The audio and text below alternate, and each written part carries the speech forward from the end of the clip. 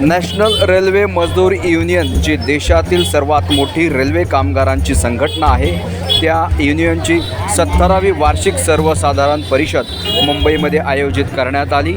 यावेळी विविध मुद्द्यांवर सकारात्मक चर्चा झाल्याची माहिती नॅशनल रेल्वे मजदूर युनियनचे महामंत्री वेणु पी नायर यांनी माध्यमांना दिलेली आहे। रेल और कोंकण रेल के अंदर सबसे ताकतवर यूनियन में से एक है और कोंकण रेलवे में अकेला एकमात्र यूनियन है और ये इस यूनियन का 70वां साल का अधिवेशन चल रहा है। उसका आज इनॉग्रल सेशन था। उसके बाद में अभी आपने देखा इधर एक ओपन सेशन हम लोगों ने किए हैं। सुबह के सेशन के अंदर जो मध्य रेल की महाप्रबंधक जी धर्मवीर मीना साहब आए थे, साथ साथ में प्रिंसिपल चीफ पर्सनल ऑफिसर, साथ साथ में मुंबई मंडल के रेल प्रबंधक, ये तीनों बड़े अधिकारी उसमें उपस्थित थे।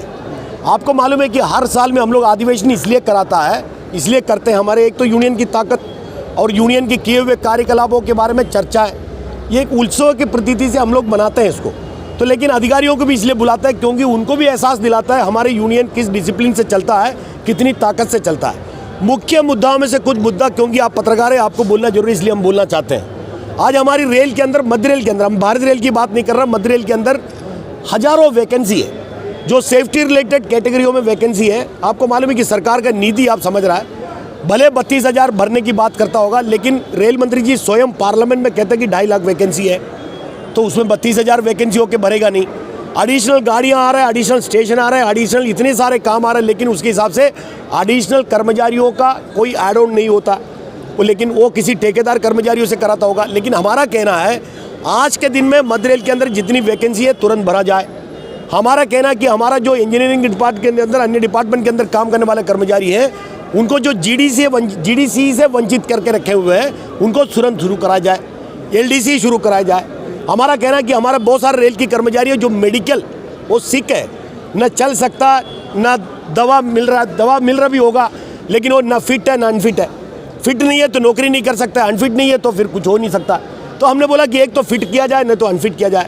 रेल ऐसी एकमात्र संस्था है, क्यों हमारा जो हिंदुस्तान के अंदर जो लाल झंडे की ताकतवर यूनियन की वजह से आज रेल की कोई भी कर्मचारी की अगर मृत्यु हो जाए तो उनके घर के किसी सदस्यों को नौकरी मिलता है, जो नियमानुसार उतनी क्वालिफिकेशन अगर होगा तो। हम बोला इसको कहीं आप डिले मत करिएगा। इस तरीके सारे मुद्दाओं को लेकर हम लोगों ने बात करने का काम किया और उनको ये भी हमने वादा किए, क्योंकि आप पत्रकार है, आपके सामने रखना बहुत ज़रूरी है। हम कहा कि भारत रेल के अंदर कर्मचारी बन के अगर हम आते हैं, हम कितना भी, आज के बच्चे सब लिखे पढ़े हैं, इतने लिखे पढ़े होने के बाद भी हम उनसे कहता भाई इतना लिखे पढ़े हैं, लेकिन फिर भी कोई सरकारी संस्थाओं में नौकरी मिला, अपने आप को पहलवान मत समझिएगा, भाग्यशाली समझिएगा और अपने मिले हुए नौकरी को 8 घंटा ईमानदारी से काम करिएगा, अपनी संस्था को बिल्कुल जिंदा रखिएगा, प्रगति कराइएगा, साथ साथ में यूनियन को मजबूत बनाइएगा।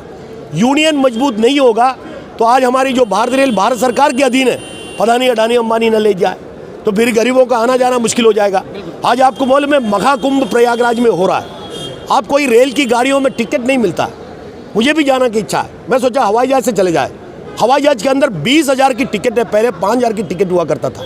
लखनऊ के भी टिकट 15,000 के हैं, वाराणसी जाके जाएगा सोचा उधर भी 15,000 की टिकट है, क्योंकि कोई साधन नहीं है तो करेंगे क्या। स्पेशल गाड़ियाँ आ रहा है तो आप देखता कि प्लेटफॉर्म के अंदर घुसने को जगह नहीं है। तो गरीबों का कई सुविधा अगर आप चाहता है, गरीबों का और सही सलामत इस कम दाम में अगर कहीं यात्रा करना होगा ज़िंदगी में, लाल झंडे को मजबूत करना पड़ेगा सर। इसलिए हम लोग मेहनत करता है, यही हम लोग चर्चा करते हैं। धन्यवाद। यासारख्या अन्य बातम्या बघण्यासाठी तुम्ही आमच्या चॅनलला लाईक करा, शेअर करा, सबस्क्राईब करा। धन्यवाद।